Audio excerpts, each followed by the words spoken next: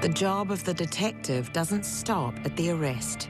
They must gather all the evidence and build a detailed case for the offender's conviction. Often the best evidence is testimony from an eyewitness, witnesses who are hard to find on gang turf. Whenever a mongrel mob gang member comes to Taranaki, something major happens. Detective Senior Sergeant Grant Coward was called after a violent attack in a cul-de-sac in New Plymouth. When the Stubbings brothers visited town, they made the mistake of wearing mob colours. The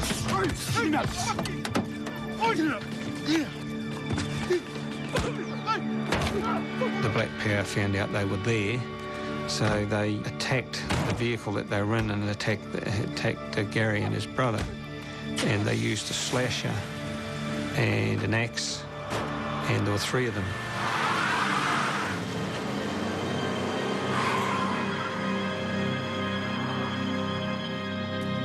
Police knew they were up against it. This was Black Power country, and while there must have been witnesses to the vicious attack, neighbours were too scared to talk.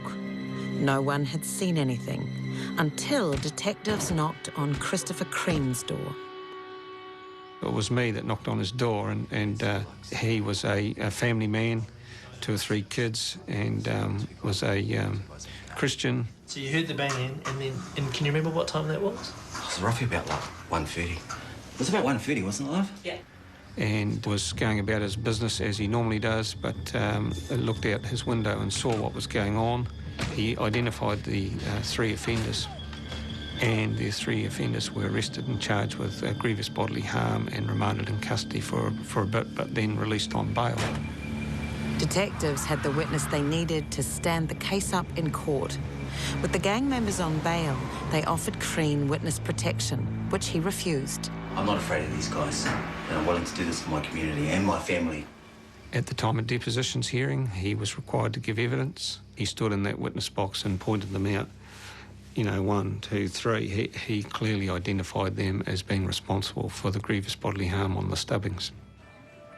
The offenders knew that Crean's testimony would put them away for a long time, and they weren't going to stand for it.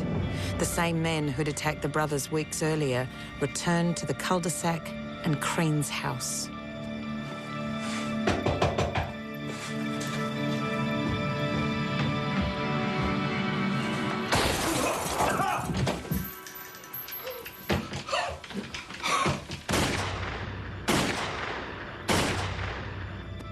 Christopher Crean died in hospital, and now the gang was under fire. The Black Power were rounded up, obviously. There was a few of them.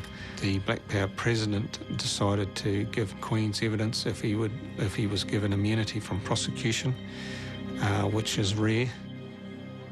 To avoid going to prison with his mates, the Black Power president gave evidence against his own via video testimony from a secret location. Chris Crean could no longer stand in court and give evidence on the attack he'd witnessed. But those attackers would not walk free. Convicted of murder, they were sent to prison for life. If I look back on my career, I could put my hand on my heart and say, thanks very much, Christopher Crean. You did New Plymouth a favour, because once those 4 guys were convicted of murder, the serious crime level decreased dramatically. And, you know, you could personally thank Christopher Crean for that.